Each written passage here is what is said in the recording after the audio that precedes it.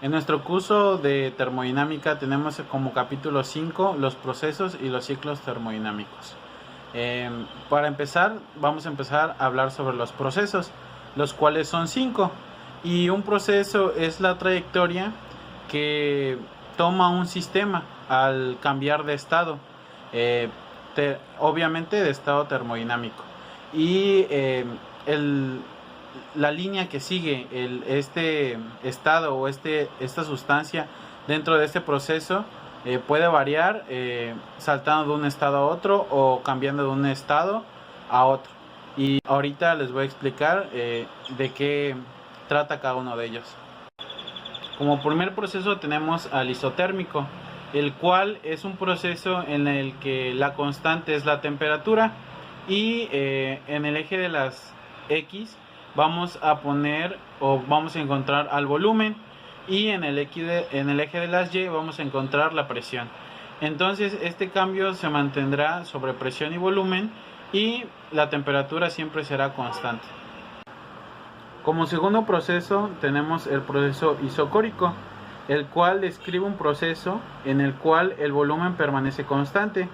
En un proceso de este tipo, pues tenemos que el trabajo realizado es igual a 0, pues no existe cambio, como le había dicho, y se mantiene constante el volumen. Como siguiente tenemos el proceso adiabático, que es aquel el cual no se adiciona o sustrae energía del mismo o del sistema en forma de calor. Para un proceso reversible, este es idéntico a un proceso isentrópico. Para un gas ideal, el trabajo realizado es un proceso adiabático y pues eso es lo que pues es un proceso adiabático. Como cuarto proceso tenemos al proceso isobárico, en el cual la presión permanece constante. Y para un gas ideal, el trabajo realizado en un proceso isobárico se expresa de la siguiente manera, que es W, que es igual a trabajo, es igual a la presión por la varianza o la varianza del el volumen neto de este sistema. Por último tenemos al proceso politrópico, que es aquel que obedece la relación PV, que es presión-volumen, a subíndice N, que es igual a una constante. El superíndice N se puede tomar de diferentes valores. Por ejemplo, si N es igual a 1, se tiene un proceso isotérmico, y si N es igual a 0, un proceso isobárico. Y por último, si N es igual a K, es un proceso adiabático. Y sucesivamente variará el proceso dependiendo el valor que tome N. Bueno, ahora una vez explicado los procesos, procederemos a explicar los ciclos termodinámicos. En este caso, como primer ciclo termodinámico tenemos a los ciclos reales e ideales, los cuales son ciclos termodinámicos con frecuencia.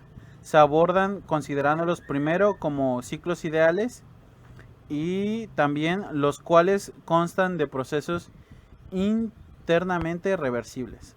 Ahora, como segundo ciclo tenemos el ciclo Otto-ideal, el cual nos dice que se considera como uno de los procesos de admisión y compresión de la mezcla, los cuales son aproximados por procesos adiabáticos e isentrópicos, internamente reversibles.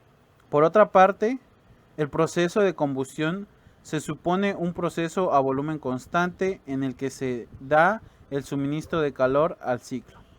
Bueno, como tercer ciclo tenemos al ciclo de diésel ideal, el cual es un ciclo que también es muy usado en la industria. Sus aplicaciones son prácticamente las mismas que las de los motores de ciclo Otto, aunque prefieren debido a que estos motores trabajan a una relación de compresión mayor, razón por la cual el tamaño del motor es más grande y sus aplicaciones se destinan a cubrir necesidades que requieren mayor potencia.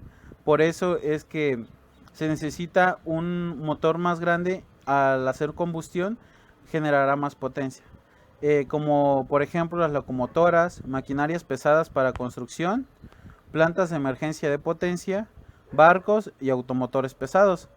Son máquinas que ocupan este tipo de motores con ciclo de diésel. Otra razón por la cual se prefiere este tipo de motor es porque el combustible que se utiliza es más barato. Ahora tenemos como cuarto ciclo el ciclo dual de Sabate-Henselmann combinado o mixto. El motor diésel tipo Henselmann se trabaja con una relación de compresión más baja que los motores de diésel convencionales, por lo que el calentamiento en este tipo de motores de compresión no es capaz de inflamar el combustible, y por ello se recurre a la chispa de una bujía corriente alimentada con todo un sistema de encendido tradicional. El ciclo dual del aire estándar está compuesto de 4 tiempos. De el 1 al segundo tiempo se da de una compresión isentrópica. Del tipo 2 al 3 es la primera etapa de adición de calor y se da de un proceso de volumen a volumen constante. Y del 3 al 4 se da la segunda etapa de adición de calor a presión constante. Y por último, el proceso de 4 a 5 es la carrera de trabajo y se da por una expansión isentrópica. Finalmente, ahora sí, el ciclo se completa por un proceso de rechazo de calor a volumen constante. Ahora, el quinto ciclo es el ciclo de Brayton, el cual se considera que pertenece a los ciclos de combustión externa, debido a que el proceso de combustión se da en un equipo conocido como cámara de combustión. A diferencia de los ciclos discutidos anteriormente y explicados, en donde el proceso de la combustión se da dentro del mismo dispositivo cilindro-émbolo, y se compone de 4 procesos internamente reversibles. Un proceso de compresión isentrópica es en el que encontramos del 1 al 2. Ahora, un proceso de combustión a presión constante es del 2 al 3 con adición de calor. Del 3 al 4 encontraremos una expansión isentrópica, y del 4 al 1, o sea, cerrando el ciclo, encontraremos el rechazo de calor a presión constante.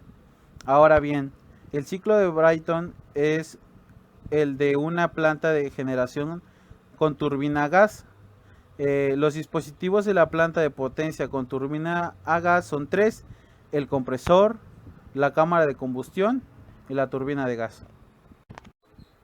Bueno, el otro ciclo de Brayton, pero ahora ideal con enfriamiento, recalentamiento y regeneración, es el trabajo neto para el ciclo de Brayton, que se entiende como la diferencia entre el trabajo que se obtiene en la turbina menos el trabajo que proporciona el compresor.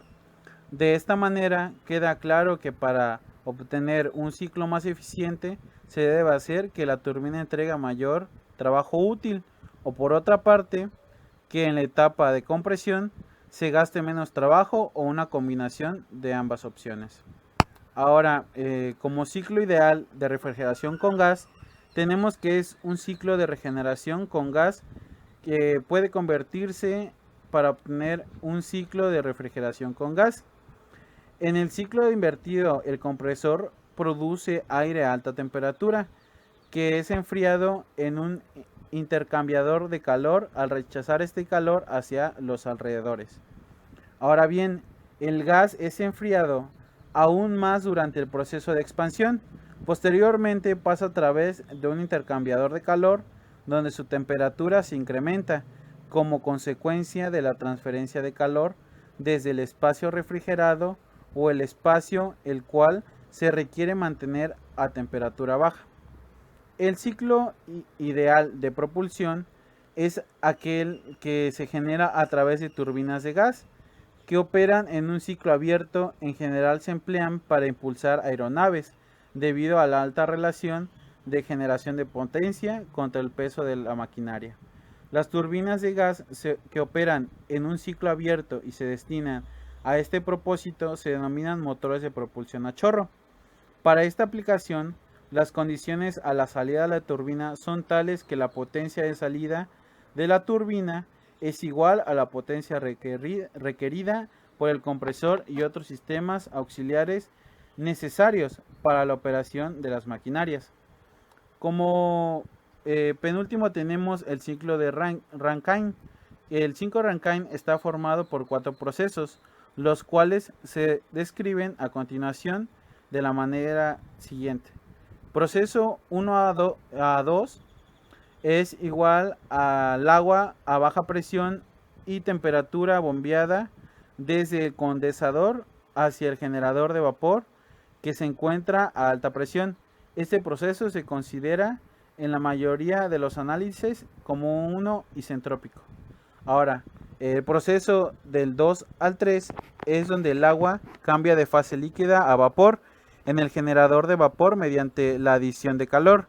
El vapor que abandona este proceso puede ser húmedo, seco o sobrecalentado.